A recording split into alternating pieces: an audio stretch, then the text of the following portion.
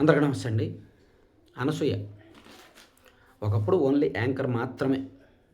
కాస్త పేరు ప్రఖ్యాతులు వచ్చిన తర్వాత సోషల్ మీడియాను బాగా వాడుకోవడం మొదలుపెట్టి సోషల్ మీడియాలో విపరీతంగా తన పైత్యాన్ని, తన ప్రదర్శనను, తనకే సాధ్యమయ్యే కొన్ని పోస్టింగులను చేస్తూ చేస్తూ చేస్తూ ఒక స్థాయికి వెళ్ళారు.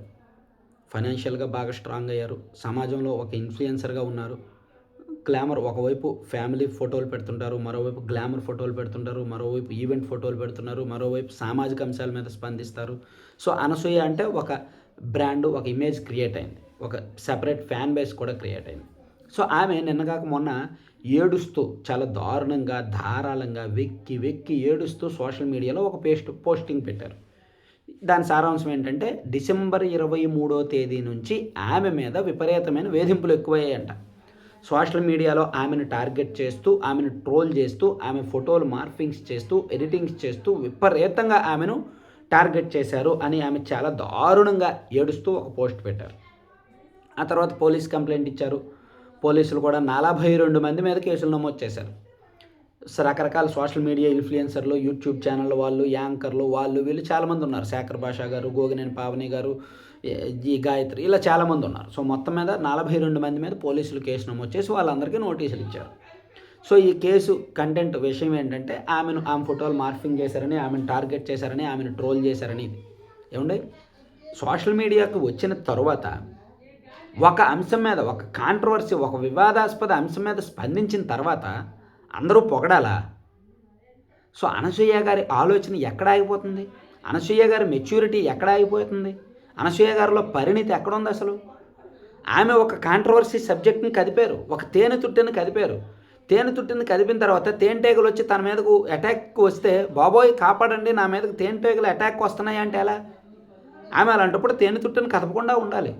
శివాజీ గారు ఒక అంశం మాట్లాడినప్పుడు, శివాజీ గారు హీరోయిన్లను అందరినీ ఉద్దేశించి మాట్లాడినప్పుడు ఆమె వయా మీడియాగా స్పందించాలి, లేదా ఒక పాజిటివ్ మేనర్లో స్పందించాలి. అలా కాకుండా శివాజీని ఒంటరిని చేసేలాగా, శివాజీని టార్గెట్ చేసేలాగా స్పందించేసరికి సమాజంలో, మన రాష్ట్రంలో, యూత్లో, సోషల్ మీడియా నెటిజన్స్లో, జెడ్ గ్రూప్లో శివాజీ గారు మాట్లాడిన అంశాలకే 99% మద్దతు వచ్చింది.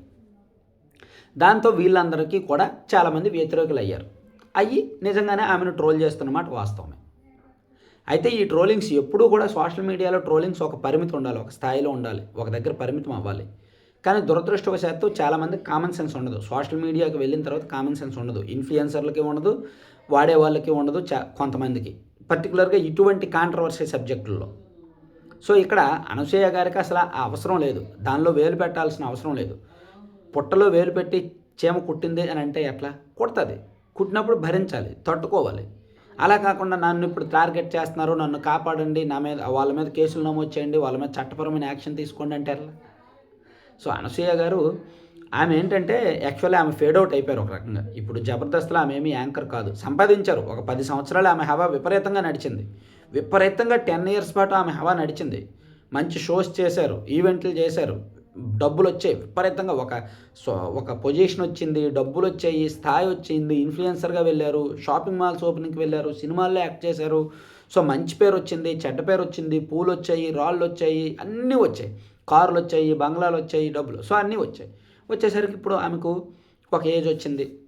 అందులోకి ఆమె వివాదాల చుట్టూ ఉంటారు. ఆమె వేసే డ్రెస్సింగ్స్ కానీ, ఆమె చేసే కొన్ని వీడియోలు అవి కూడా అభ్యంతరకరంగా ఉంటాయి, అసభ్యకరంగా ఉంటాయి. చాలామంది కామెంట్స్ చేస్తూ ఉంటారు. ఈ నేపథ్యంలోనే శివాజీ ఇష్యూ జరిగిన తర్వాత నుంచి ఆమె గత వీడియోలను, గతంలో ఆమె బీచ్లో ఫ్యామిలీతో ఉన్న వీడియోలు కానీ, ఆ వైట్ డ్రెస్ వేసుకున్న కొన్ని వీడియోలు కానీ విపరీతంగా మార్ఫింగ్ చేసి, ఎడిటింగ్స్ చేసి సోషల్ మీడియాలో ఈ మధ్య బాగా తిప్పారు. మరి అసభ్యకరంగా తయారు చేశారు. ఇప్పుడు ఒకటి వచ్చేసేసరికి మరీ దారుణంగా ఉందన్నమాట. సో ఆమెను బాగా టార్గెట్ చేస్తూ వచ్చారు. దాంతో ఒక మహిళగా ఆమె బాధపడ్డారు.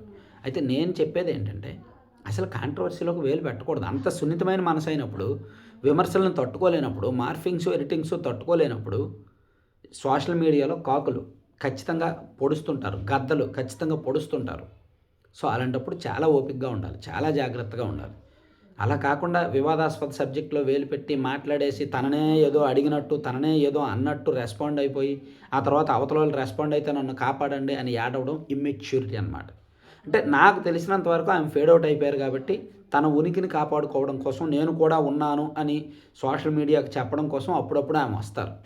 అప్పుడప్పుడు ఫోటోలు అవి పెడుతుంటారు.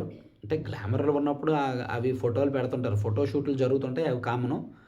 హీరోయిన్లు చూడండి, కొంతమంది వారానికో ఫోటో షూట్లు అప్లోడ్ చేస్తుంటారు. యాంకర్లు కానీ హీరోయిన్లు కానీ ఎందుకు అనుకుంటారు?